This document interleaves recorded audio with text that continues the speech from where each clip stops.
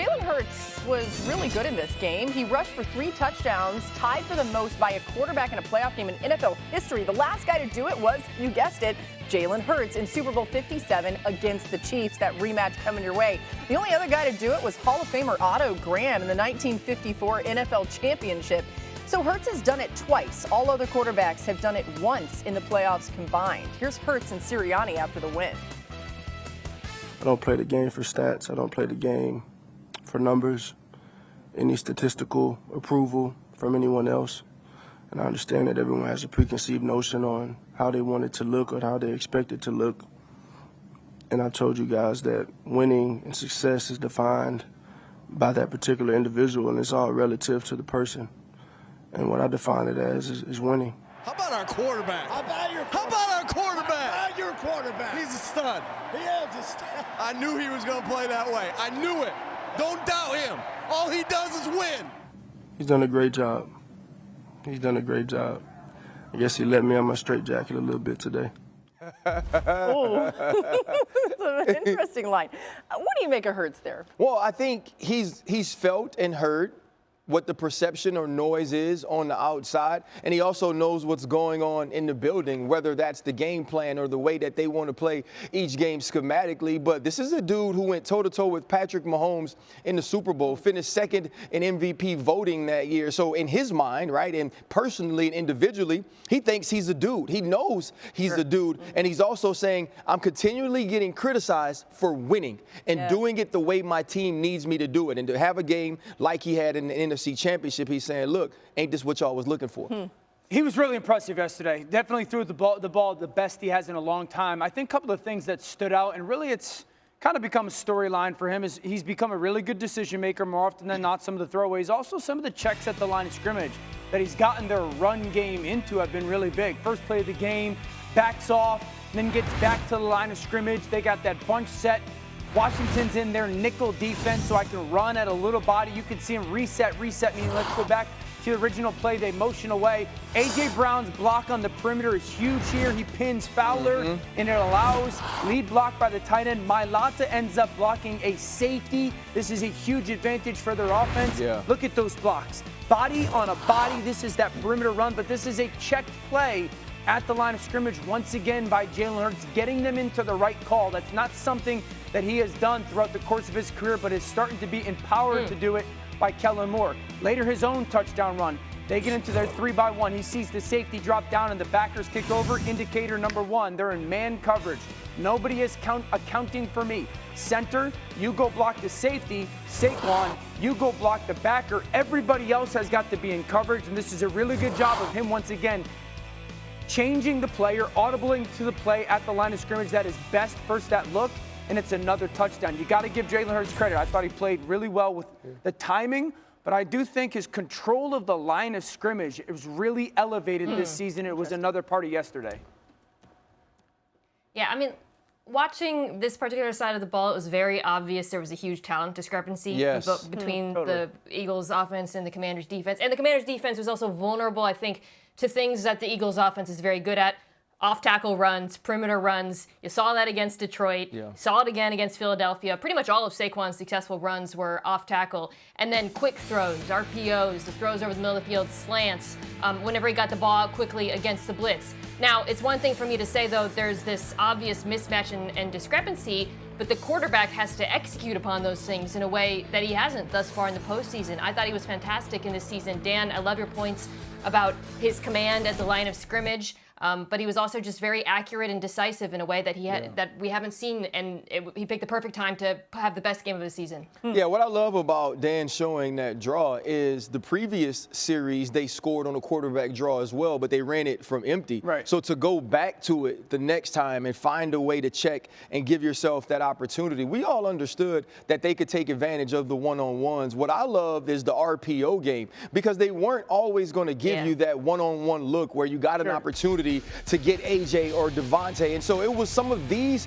quick throws where they were trying to take away Saquon Barkley. Jalen Hurts didn't necessarily have to run it, and you're just getting the football out of your hands right now and allowing Dallas Goedert to get yards after the catch. It's some of these very simple things that spreads the football around, gets the ball out of Jalen Hurts' hands, but it also lets him get in the mood or get in the feel of their game where it's not one of those things where he's just turning around and handing it off all day. Yeah. Efficiency for their offense. You know, when they can run it so well, but then also hit the one-on-ones, but sprinkle in those efficient RPOs that are easy, efficient, and quick for their offense. Jalen executes them at a really high level. Mahomes, though, now has 17 career playoff wins. That passes Joe Montana for the second most by any starting quarterback in NFL history, trailing only Tom Brady's 35. It bears repeating, this is Mahomes' 8th NFL season, and he has 17 playoff wins. Montana played for 16 seasons. He's doing this in such a short period of time. It's remarkable, all right? But, Mina, what worked for that Chiefs offense yesterday?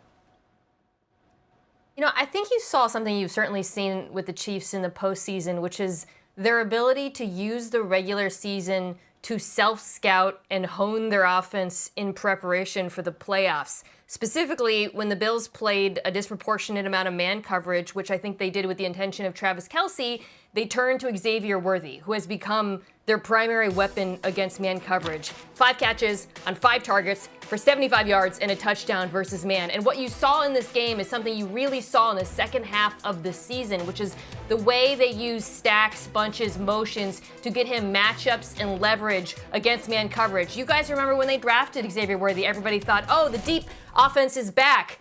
But that's not what he has become for the Kansas City Chiefs. He's become something arguably more valuable. In particular, in this game, he was instrumental, Ryan. You know, he's become somewhat of a possession guy that once he catches it, it turns into an explosive play. And I think that's helped Patrick Mahomes get the ball out of his hands. I also love the way they utilized the run. And now, this wasn't one of those games that we see from Saquon Barkley, but whether it was Kareem Hunt or whether we'd see Isaiah Pacheco, Patrick Mahomes, they were consistent in calling the run. They used it in different ways from different formations, and it wasn't necessarily about creating these large explosive plays or being dynamic. It was about doing enough to continue to keep the chains moving, scoring in the red zone, continuing to be physical up front. And I think for Patrick Mahomes, that allowed him to not feel like the entire game was resting on his right arm. And we know when he gets opportunities to make plays with his legs, he becomes deadly in the playoffs. But I thought the physicality of the front of the Kansas City Chiefs and also the way that their backs ran with the football was huge in this game.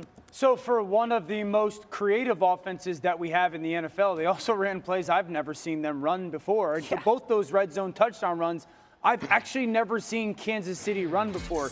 This is that diamond backfield, double tight ends, one back. Safety walks down to the right, nickel walks down to the left. This is the first touchdown. You're going to pull the right guard and right tackle, but the tight ends go all the way across. Now you get the counter run. This time they hand it off, but look at 3 players from Buffalo's defense are following those tight ends. And Patrick Mahomes, that leaves only one backside. That's how you get that touchdown early on for Kareem Hunt. A little bit later in the game, they get into the same formation. The defense matches it the same way. Safety down to the right, nickel down to the left. Same pull, right guard and right tackle, same action by the tight ends. Now look at that second level of Buffalo's defense. This time they follow Kareem Hunt. And only one person goes to the perimeter at the bottom of the screen. Patrick keeps it, and there's that almost walk-in touchdown because they got lead blockers. I have never seen Kansas City run this offensive play before, and it seems like they saved it for the very perfect moment in the AFC title game. They score on it twice in 2 different ways. You know, it probably happens. You have an opportunity to not only self-scout, but while you're scouting the Buffalo Bills, you can see teams like the Baltimore Ravens and see different things that they may utilize.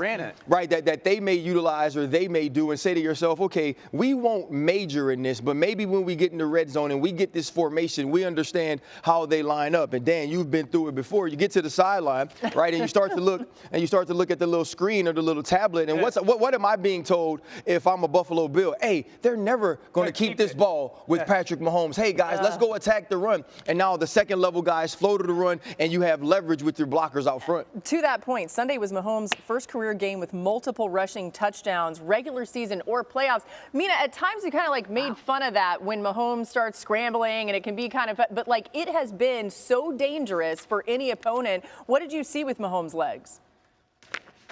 Yeah, obviously we shouldn't be surprised because Mahomes is arguably the most impactful postseason scrambler of our lifetime, which is crazy to say because you're comparing him to Josh Allen, Lamar Jackson, who are obviously more dynamic with the ball in his hands. But what you saw in this game is what you have consistently seen, which is he is unbelievably efficient and successful on the ground. It's not about getting explosives. It's about getting first downs.